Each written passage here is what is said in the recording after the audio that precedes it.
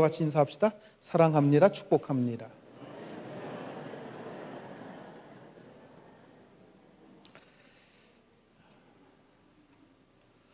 최근 서구사회에서 큰 호응을 받고 있는 경영 이론 가운데 Value Innovation이라고 하는 경영 이론이 있습니다. 이 말을 우리말로 번역을 하면 가치 혁신이라고 하는 뜻이 됩니다. 자, 이 이론은 프랑스에 있는 인시아드 경영대학원의 두 교수가 공동으로 제창한 고도의 기업 경영 전략 이론입니다. 두 교수 가운데 한 사람은 한국인인 김위찬 교수이고요. 또 한 사람은 프랑스 사람 르네 마보안 교수입니다. 이 두 교수는 지난 120년 동안 큰 성공을 거둔 세계의 150개 기업을 분석해서 그 기업들이 성공할 수 있었던 요인들을 찾아냈습니다. 그들이 성공할 수 있었던 요인은 기존 시장의 경쟁에서 싸워서 이겼기 때문이 아닙니다. 그들이 성공할 수 있었던 요인은 전혀 다른 시장을 그들이 새롭게 만들어냈기 때문이라고 하는 결론을 그들이 얻어내게 됩니다. 자, 이것을 바탕으로 해서 두 교수가 체계화시킨 경영 전략 이론이 바로 Value Innovation, 즉 가치 혁신이라고 하는 이론입니다. 이 이론의 핵심은 우선 기업은 고객이 추구하는 가치가 무엇인가 이것을 잘 파악해야 된다고 하는 것이고요. 그리고 그 가치를 창출해내기 위해서 필요한 모든 것을 다 혁신해 가야 된다. 바로 이런 내용입니다. 이 이론을 발표한 것이 1990년대 중반입니다. 그리고 2000년대 들어서면서 세계 각국의 대기업들이 앞다투어서 이 이론을 기업 경영 전략으로 채택하면서 새로운 경영 이론으로 주목받기 시작했습니다. 그리고 미국의 하버드 대학교를 비롯해서 유명한 대학교의 경영학과에서 필수 과목으로 이 이론을 가르치고 있다고 합니다. 우리나라에서 이 이론을 가장 빨리 도입한 기업은 다름 아닌 삼성전자였습니다. 당시 삼성전자의 이건희 회장은 이 새로운 경영 전략 이론을 발빠르게 도입하면서 그 가치를 소비자에게 두고 그리고 그 기업 구조를 완전히 새롭게 바꿀 것을 강조를 했습니다. 그래서 그때 나온 회자됐던 많은 얘기들 가운데 그런 얘기가 있었죠. 마누라와 자식들 빼놓고는 다 바꿔라 하는 말, 이건희 회장이 했던 얘기입니다. 그리고 그렇게 가치 혁신을 시행했던 삼성전자는 수십 년간 최정상의 전자회사였던 일본의 소니사를 제치고 세계 최고의 전자회사로 우뚝 서게 되었다고 합니다. 자, 그렇다고 한다면 기업에 있어서 가치 혁신을 위해 가장 먼저 생각해야 될 것이 무엇입니까? 전에는 기업들이 열심히 기술을 개발하고 능률적으로 경영을 잘 해나가면 성공할 수 있었습니다. 즉, 좋은 제품을 잘 만들어 놓고 광고 잘 하면서 시장에다가 물건을 쏟아 넣든가 열심히 찾아다니며 물건을 팔면 성공할 수 있었습니다. 그런데 이제는 소비자 측에서 생각해 보자고 하는 것입니다. 도대체 소비자가 뭘 추구하고 있는지 먼저 그것을 살피고 그 가치를 먼저 따져보자고 하는 것입니다. 한때 전 세계적으로 극장이 사양길을 걷던 적이 있었습니다. 20여 년 전까지만 해도 우리나라도 그랬습니다. 그래서 많은 극장들이 문을 닫기 시작했습니다. 그때의 벨기에의 어느 극장 주인이 한 가지 중요한 사실을 발견하게 되었습니다. 예전에는 남녀노소를 불문하고 극장을 즐겨 찾았는데 이제는 사람들이 극장과 점점 거리가 멀어지는 것입니다. 그리고 대부분의 극장을 찾는 고객들이 10대, 20대이지 이상하게도 30대만 되면 사람들이 극장과는 아주 거리가 멀어집니다. 그는 왜 사람들이 30대가 되면 극장과 멀어지는가? 그 이유를 찾기 시작했습니다. 찾아보았더니 그 이유가 이렇게 몇 가지로 정리가 되었습니다. 첫째로 30대란 대부분 어린 아이를 가진 부부가 되었다고 하는 것을 의미합니다. 따라서 부부가 함께 극장에 가기 위해서는 매번 누군가에게 자기 자식들, 어린 아이들을 맡겨야 되는데 이게 보통 번거로운 일이 아닙니다. 두 번째로 30대부터는 소득의 증대로 인해서 자연히 안락한 삶을 추구하기 마련입니다. 그런데 오래전에 지어진 이 극장의 의자는 매우 딱딱하고 그리고 전후 좌우가 협소해서 2-3시간 동안 영화를 보는 그 시간 동안 견디기가 어렵다고 하는 것입니다. 그리고 세 번째는 30대가 되면 거의 대부분 자동차를 소유하게 됩니다. 그러나 옛날 시내 중심가에 자리 잡은 극장에는 이 주차장 시설이 거의 갖춰져 있지를 않았습니다. 일단 자동차 생활에 익숙해진 사람들이 오로지 영화 한 편 보기 위해서 버스나 전철을 이용해서 움직인다고 하는 것 결코 쉬운 일이 아니었습니다. 네 번째로는 텔레비전이나 비디오, 컴퓨터의 발달 때문입니다. 수많은 텔레비전 드라마가 쏟아져 나옵니다. 영화, 비디오가 쏟아져 나옵니다. 다양한 컴퓨터 오락들이 쏟아져 나옵니다. 그렇기 때문에 단지 한 편의 영화를 보기 위해서 그러한 불편함을 감수한다고 하는 것, 별다른 매력을 주지 못했다고 하는 것입니다. 이 극장 주인은 이러한 이유들을 찾아내고 나니까 30대 이후의 사람들이 추구하고 있는 가치가 무엇인가 하는 것을 깨닫게 되었습니다. 즉, 극장에 갈 때에는 손쉽게 어린아이들을 맡길 수 있어야 되고, 그리고 극장에는 주차장이 겸비되어 있어야 하며, 그리고 극장의 좌석은 편안하고 안락해야 된다고 하는 것입니다. 나아가서 극장은 단순히 한 편의 영화만 감상하는 것이 아니라 다양한 놀이문화를 제공해 줄 수 있어야 합니다. 이와 같은 가치를 확인한 극장 주인은 그 가치를 구현하기 위해서 당시로서는 아주 혁신적인 방안을 실행하였습니다. 먼저 시내 중심가에 있던 극장을 시내 중심가에 있으니까 자연히 땅값이 비쌀 것 아니겠습니까? 그래서 그것을 비싼 값에 팔아버렸습니다. 그리고 그 돈을 가지고 변두리 땅 수천 평을 삽니다. 그리고 그곳에 극장을 짓고 주차장을 완비하였습니다. 주차장을 제공하는 한 자동차를 가진 사람에게 약간의 거리는 전혀 문제될 게 없었습니다. 그리고 극장 안에 어린이 놀이시설을 만들어 놓고 부모가 마음껏 마음 놓고 영화를 감상할 수 있도록 어린이들을 맡아서 관리를 해주었습니다. 또 보다 크고 안락한 의자를 설치해서 아주 쾌적한 분위기 속에서 영화를 볼 수 있도록 만들어 주었습니다. 그리고 하나의 극장 안에 여러 개의 작은 상영관들을 만들어 놓고 관객들이 원하는 대로 입맛대로 영화를 골라서 볼 수 있도록 만들었습니다. 그리고 한 걸음 더 나아가서 극장 안에 스낵 코너라든가 전자오락실, 당구장, 그리고 카페까지 설치를 해서 명실공히 종합적인 오락장이 되도록 만든 것입니다. 이러한 그의 가치 혁신이 30대 이후의 사람들에게 큰 호응을 얻게 되고 수많은 사람들을 극장 안으로 끌어들이기 시작한 것입니다. 바로 이것이 오늘날 전 세계적으로 붐을 일으키고 있는 멀티플렉스, 즉 복합 상영관의 시작이 됐다고 하는 것입니다. 자, 오늘날 우리나라에도 보면은 롯데시네마나 CGV와 같은 멀티플렉스가 많이 생겨났습니다. 그리고 옛날식 극장들은 거의 다 어떻게 됐어요? 문 닫아버리고 말았습니다.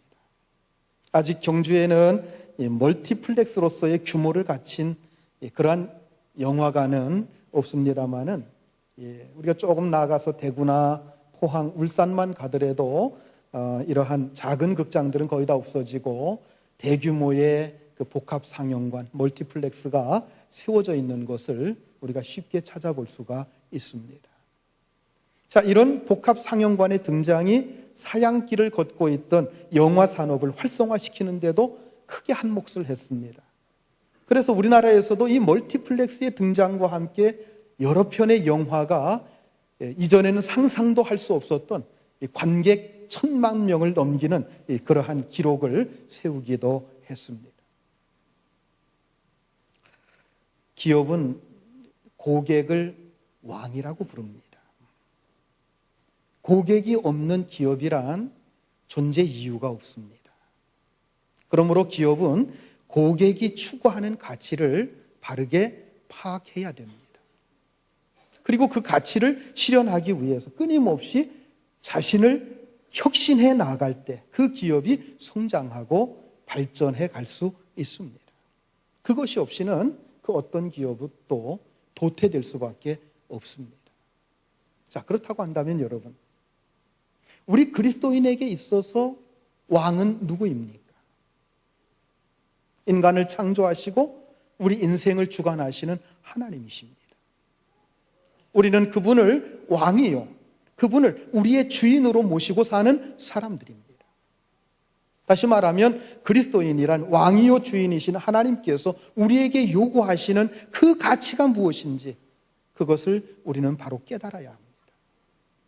그러므로 그 가치를 실현하기 위해서 우리는 끊임없이 자기 혁신, 자기 개혁을 이루어가는 사람이 될 때 우리는 참다운 그리스도인이 될 수가 있는 것입니다.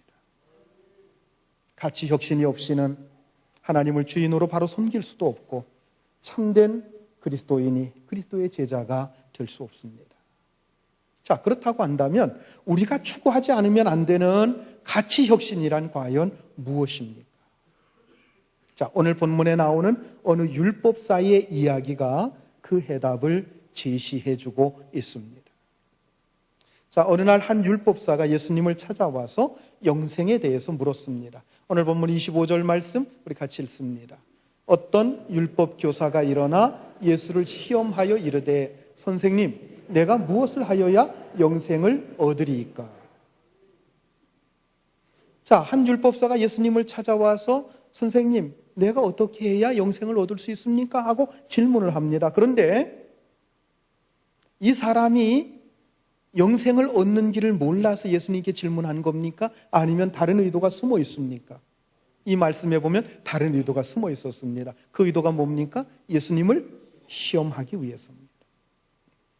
주님께서 뭐라고 대답하시든지 간에 그 대답을 빌미로 해서 예수님을 걸어 넘어뜨리려고 하는 올무를 씌우기 위해서 이 질문을 한 것입니다. 예수님 당시 율법사들은 구약의 율법에 아주 능통한 사람들이었습니다. 거의 단어 하나, 토시 하나 틀리지 않고 율법을 딸딸딸딸딸 암송할 수 있었던 사람들이 바로 율법사들입니다. 그러므로 자신들의 질문에 대해서 예수님이 어떤 대답을 하시든지 간에 그 대답을 꼬투리 잡아서 얼마든지 예수님을 곤경에 빠뜨릴 수 있다고 아주 자신만만하게 여기고 있던 자들이 바로 율법사들이었습니다. 실제로 그들은 그러한 실력을 갖추고 있었고 또 자신감도 충만했던 사람들이었습니다. 자, 오늘 본문에 나오는 율법사도 그런 율법사 가운데 한 사람이었습니다. 자, 그와 같은 율법사의 그 사악한 마음을 예수님께서 모르실 리가 없죠. 예수님께서 오히려 그에게 반문하십니다. 26절 말씀 우리 같이 읽습니다. 예수께서 이르시되 율법에 무엇이라 기록되었으며 내가 어떻게 읽느냐. 자, 예수님의 말씀은 이런 뜻입니다. 그래? 너는 율법에 통달한 율법사가 아니냐. 그러니 율법에서 어떻게 말하고 있는지도 알고 있을 것 아니냐. 율법에서 영생 얻는 길이 뭐라고 하는지 내가 한번 대답해 봐라. 그러자 율법사는 주님의 말씀이 끝나자마자 아주 자신만만하게 대답을 합니다. 27절 말씀 같이 읽습니다. 대답하여 이르되 내 마음을 다하며 목숨을 다하며 힘을 다하며 뜻을 다하여 주 너의 하나님을 사랑하고 또한 내 이웃을 내 자신같이 사랑하라 하였나이다. 참으로 흠잡을 데 없는 모범 답안을 제시합니다. 이 율법사는 구약 신명기 6장 5절과 레위기 19장 18절의 말씀을 토시 하나 빼놓지 않고 그대로 외웠습니다. 이제는 이 율법사의 대답에 대해서 예수님께서 뭔가 대응을 하셔야 될 차례입니다. 율법사는 예수님의 입에서 나올 답변을 기다리면서 예수님을 공격할 만반의 준비를 갖추고 있습니다.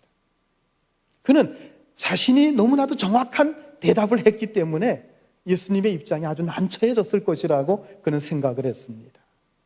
그런데 주님은 전혀 뜻밖의 말씀을 그에게 하셨습니다. 28절 말씀 우리 같이 봅니다. 예수께서 이르시되 내 대답이 옳도다. 이를 행하라. 그러면 살리라 하시니.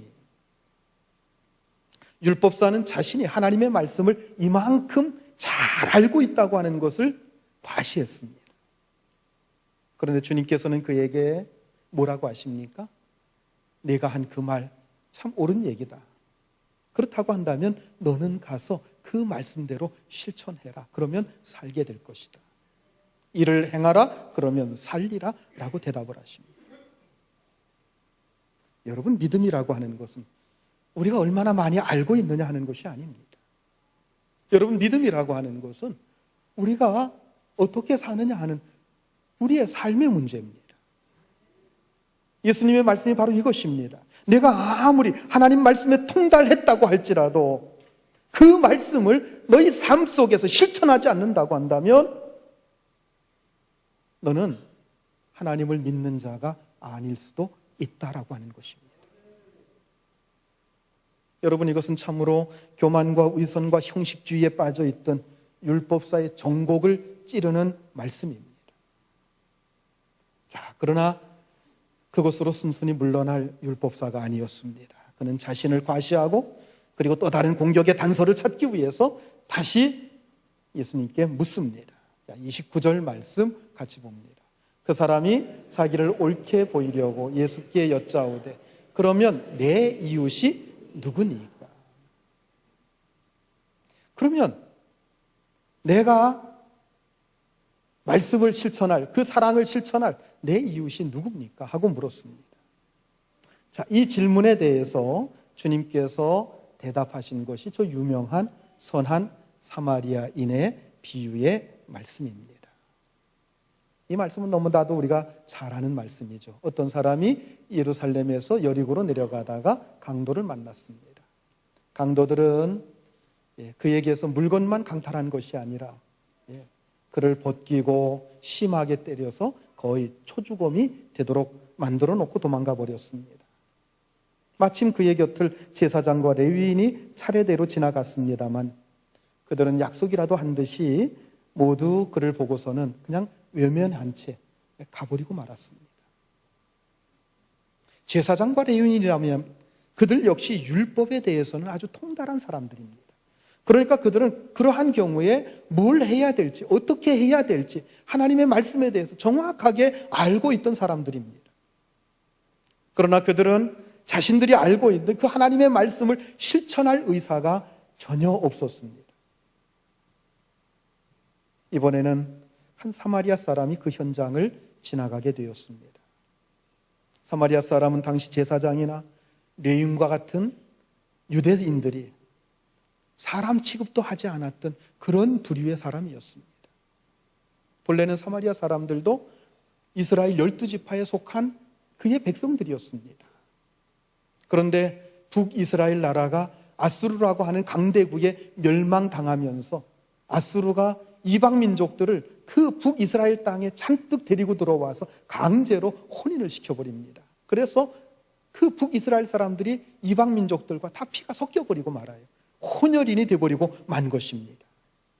누구보다도 혈통을 중요시했던 유대인들은 이 사마리아 사람들을 아주 더럽게 여겼습니다. 창녀처럼 여겼습니다. 그리고 사마리아 사람들은 하나님의 말씀에 대해서도 아주 무지한 자들이라고 여겨서 멸시해 왔던 것이 유대인들의 입장이었습니다. 자, 그런데 그 인간 같지 않은 사마리아인은 피투성이가 된 채 길가에 쓰러져 있는 사람을 보고 지체 없이 가던 길을 멈춰 섰습니다. 그리고 자신이 가지고 있는 기름과 포도주로 응급처치를 한 후에 그를 자기의 나귀에 태워서 마을 주막까지 가서 정성껏 그곳에서 또 돌봐줍니다. 여러분, 조석으로 변하는 게 사람의 마음 아닙니까?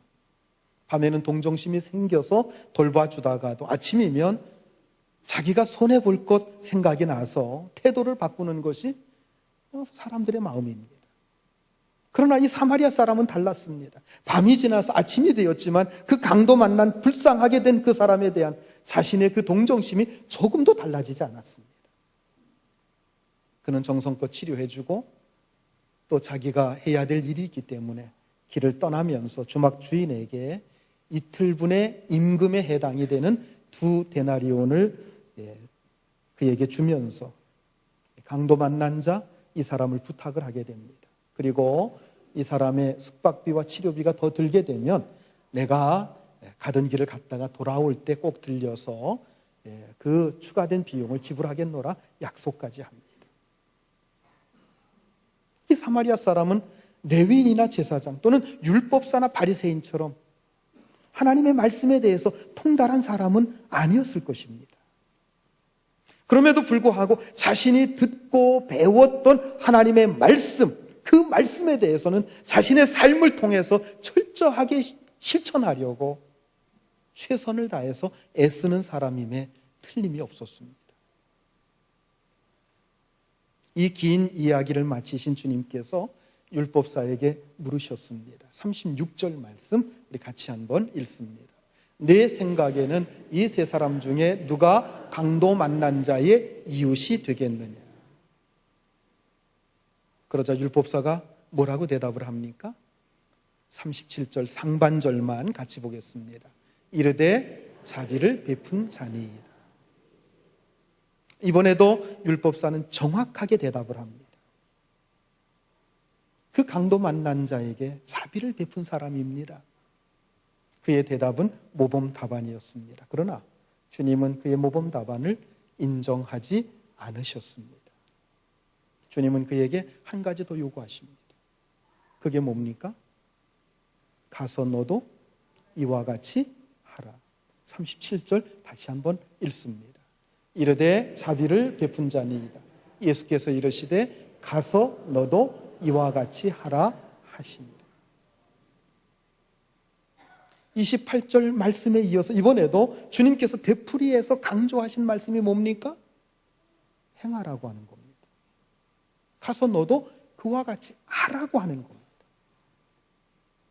행하라고 하는 이 한마디의 말씀을 하시기 위해서 주님께서는 저 선한 사마리아인의 비유, 그 긴 이야기를 그 율법사에게 하신 것입니다. 자, 그렇다고 한다면 오늘 본문의 내용을 토시 하나 틀리지 않게 외우면서도 이 말씀을 실천하지 않는 자가 참된 그리스도인이겠습니까? 아니면 선한 사마리아인의 비유가 성경 어디에 있는지 제대로 잘 알지 못한다고 할지라도 그 말씀 붙들고 어떻게 해서라도 그 말씀을 실천하려고 애쓰는 자가 참된 그리스도인이겠습니까?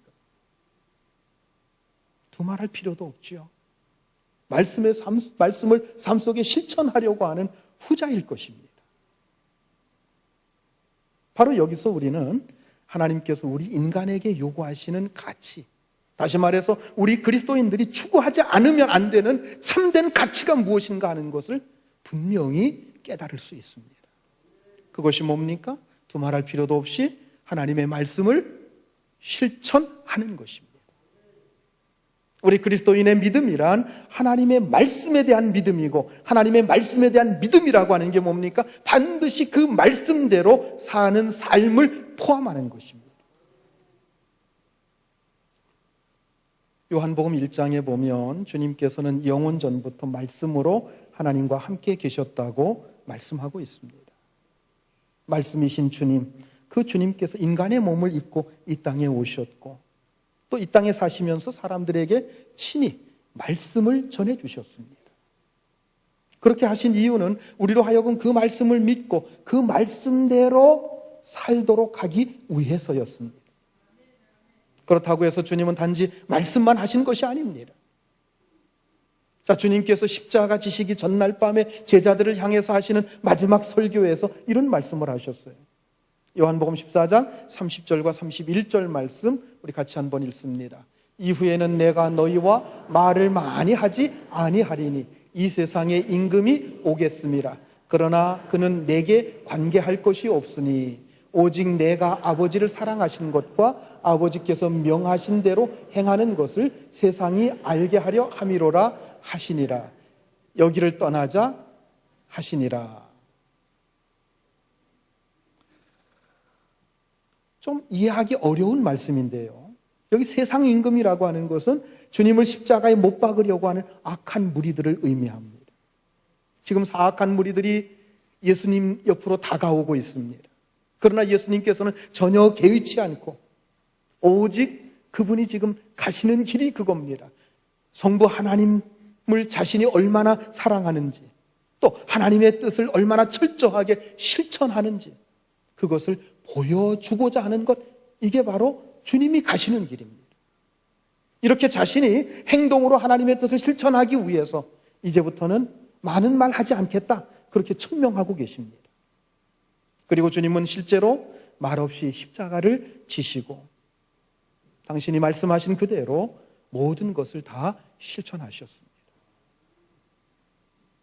말씀이신 주님께서 이 땅에 오셔서 말씀하신 이유는 그 말씀 자체에 있는 게 아닙니다. 당신의 말씀을 당신의 삶을 통해서 보여주시기 위해서였습니다. 주님은 우리 인생들을 얼마나 사랑하시는지를 십자가의 죽음을 통해서 보여주셨습니다. 또한 주님을 믿고 따르는 자들의 영광이 무엇인지 부활을 통해서 친히 보여주셨습니다. 만약 주님께서 행함이 없는 말씀만 하셨다고 한다면 아마 그분의 말씀은 실체가 없는 관념이나 사상에 지나지 않았을 것입니다. 그러나 주님은 당신의 말씀을 몸소 실천하심으로써 주님의 말씀은 모두 다 육신화되었습니다. 여러분, 이것을 신학적인 용어로 인카네이션이라고 얘기를 합니다. 인카네이션, 성육신화, 이런 뜻입니다. 말씀이신 하나님께서 인간의 육신을 입고 이 땅에 오신 것, 그것을 인카네이션, 성육신이라고 얘기하죠. 뿐만 아니라 그 말씀하신 것을 모두 삶으로 실천해내는 것, 육신화시켜 나가는 것, 그래서 모범을 보여주신 것, 이것 또한 말씀의 육신화, 말씀의 인카네이션입니다. 그러므로 인카네이션 된 주님의 말씀은 지금도 우리의 가슴 속에 뜨거운 감동이 되어서 밀려 들어오는 것입니다. 여러분, 주님께서 말씀만 하시고 어떤 사상만 가르치고 전혀 실천하지 않으셨다고 한다면 그 말씀이 우리 속에 지금도 감동이 될 수가 없는 거예요. 여러분, 주님의 말씀은 하나의 사상이나 관념이 아닙니다. 육체를 가지고 있는 우리 인생들을 영원히, 그리고 아주 구체적으로 우리 육체까지도 구원해 살아있는 말씀이요, 생명의 말씀인 줄 여러분 믿으시기 바랍니다. 그리스도인이란 이처럼 말씀을 삶으로 보여주신 주님을 인생의 주인으로 모시고 사는 자들입니다. 여러분, 주님은 우리의 왕이십니다. 주님은 우리 삶의 최고의 핵심 가치가 되시는 분이십니다. 여러분, 좋은 기업, 건강한 기업의 핵심 가치는 고객입니다. 그래서 고객을 왕이라고 부르는 것 아니겠습니까? 좋은 기업은 기업의 핵심 가치를 기업주에게 두지 않습니다. 서로가 경영권을 차지하려고 싸우는 기업들이 오늘날 많지 않아요? 여러분, 그런 기업들은 결코 좋은 기업이 아닙니다. 마찬가지입니다. 우리 그리스도인들의 최고 핵심 가치는 우리 자신이 아닙니다. 주님이십니다. 그러므로 주님을 따라 살기 위해서 우리 속에서 끊임없이 가치 혁신이 일어나야 될 줄로 믿으시기 바랍니다. 그것은 바로 주님의 말씀을 따라서 실천하며 사는 삶입니다. 우리가 주님의 말씀대로 살지 않고서는 주님의 제자가 될 수 없다고 주님은 말씀하셨어요.